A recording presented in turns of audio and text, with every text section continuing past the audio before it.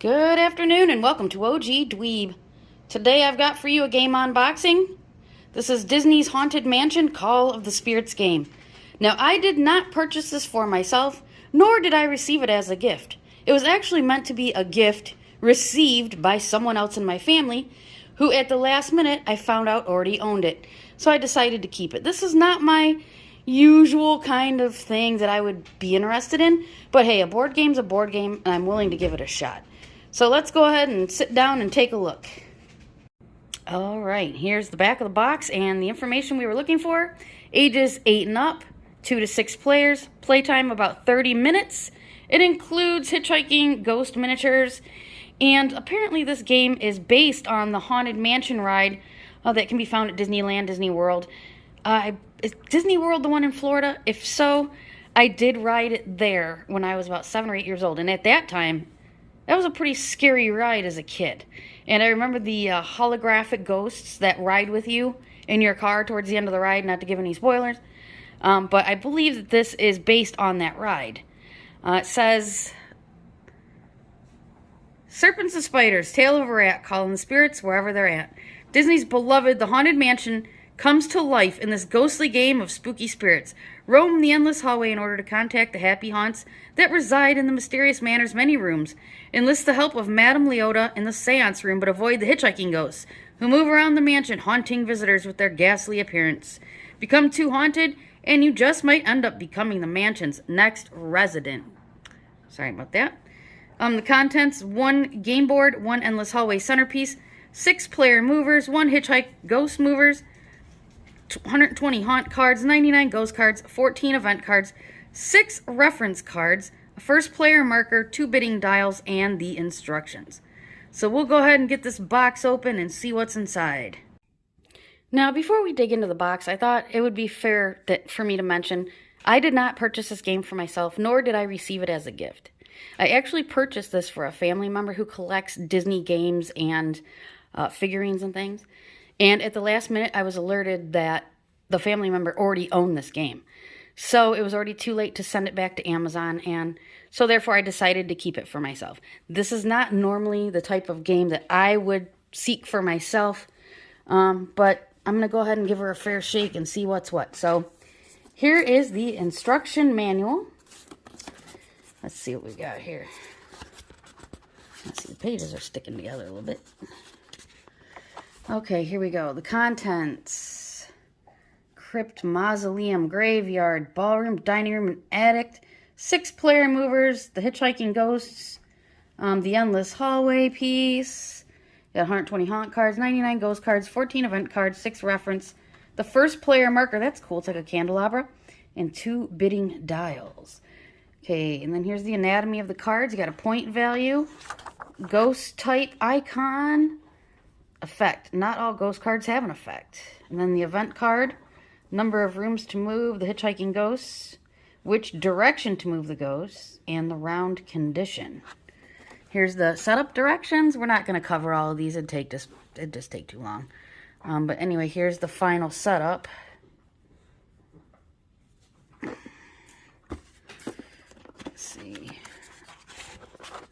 Let's see the objective. Here we go. Players gain points by socializing with ghosts around the Haunted Mansion.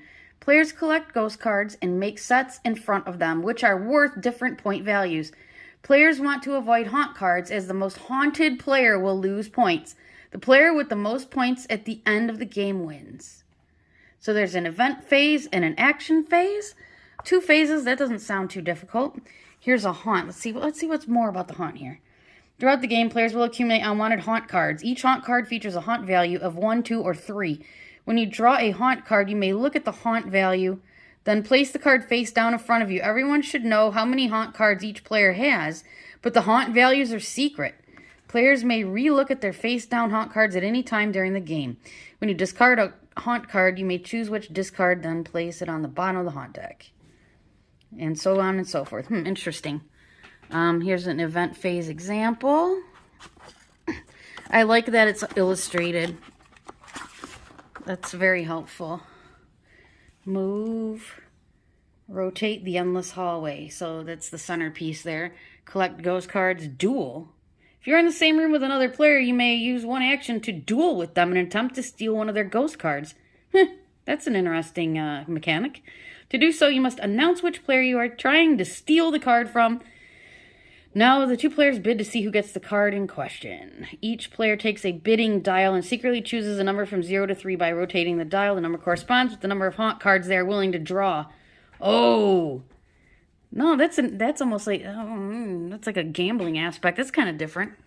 Here's about the Hitchhiking Ghosts. The Hitchhiking Ghosts will move around the Haunted Mansion, haunting players by forcing them to draw forcing them to draw haunt cards. There are two different situations which Hitchhiking Ghosts will haunt players: when the Hitchhiking Ghosts move, or when you collect a ghost card from the Hitchhiking Ghosts room. The final round. After each player has taken one turn, the round is over. Pass the first player marker to the to the left and begin the next round by drawing an event card. The final round. During the final phase, the event card revealed is the final round event. This is the final round of the game. Draw 3 extra ghost cards when you put ghosts in the mansion. After all the players have taken their final turn, the game ends immediately and scoring begins. Then here's the different... Before scoring, each player determines their total haunt value by adding up all their haunt cards. The player or players, if tied with the highest haunt value, checks with the ghost card type they have the most of, and they must discard all ghost cards of that type. This is a pretty competitive game. Ezra's total haunt value, blah, blah, blah, explains the scoring a little more. Oh, ghost cards reference. Let's see what we got here. Musician ghost. Oh, that's probably from the ballroom. If you have one musician ghost, score 1 point. If you have a pair, score 4. If you have a set of 3, score 9. If you have a set of 4... This almost sounds like a Sushi Go type of thing, as far as the scoring goes, or these ghost cards. If you have a painting or an artifact, score 3 points. Yeah, this is very much like the way you would score Sushi Go. Interesting. Dancing ghost, tea party ghost, grim grinning ghosts, blah, blah, blah. That's a mouthful. Grim grinning ghosts. Ballroom ghost, groom ghosts, stretching portraits. And here's special. The Bride, the Headless Knight, Madame Leota, the Organist, the Executioner. And that's that. Made by Funko Games, interestingly enough. As far as the mechanics, that sounds pretty interesting. I'm not a fan of, like, occult theme type stuff, personally. OG Junior and Old Man OG enjoy this kind of thing. Although I cannot tell a lie, I do enjoy Mysterium. And I did buy OG Junior Mysterium Park for Christmas. So, and she's got both expansions for Mysterium. But anyway, that's besides the point. But, like I say, this is not my normal type of... Welcome, foolish mortals. Okay, so this is the back of the board. That's pretty funny. That's a good idea. Alright, let's see if we can get this out of here and open. It's hard to do one-handed. I still have not gotten a tripod, but that is in the works. Let's see here if I can get this board. Oh, jeez, I'm like filming my floor and everything else. Alright, let's see what we got here. This is pretty big. This is a fairly decently sized board. There it is.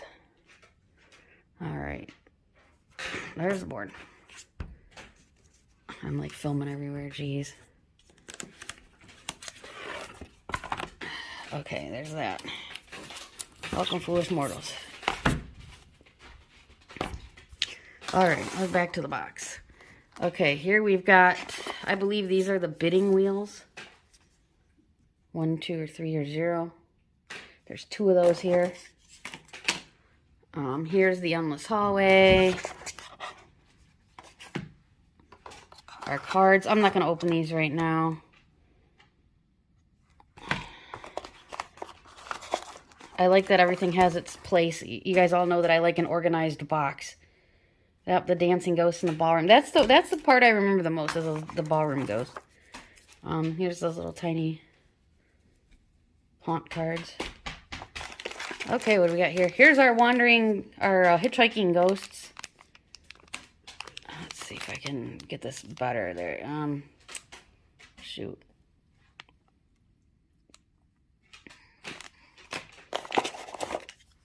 First player. I like that. That's pretty cool. It's two-sided. And here are our player movers. What are they, bats? Looks like it. All right, and there's 6 of those. And the box is empty. That's it. That's all she wrote. I'm willing to give it a shot. I think that the mechanics sound like something I'd enjoy. Again, the theme's not my favorite, but you know, a game's a game. I'll play any game once. I'll give any game a shot. So that's that. I hope you enjoyed this unboxing. I do have another unboxing for you at some point. I actually got OG Junior bought me Catan expansion Explorers and Pirates, but accidentally grabbed the 5 and 6 player expansion box rather than the 1 through 4. So I cannot play it until I purchase the 1 through 4 player expansion as well myself. But when I do get a hold of that, I'm gonna unbox those for you, and that's an expansion I've wanted for a long time. So that'll probably be the next unboxing I have. If any of you own this game, let me know how you like it. Any tips, hints, or tricks. And I guess I'll just talk to you guys later. Have a good night.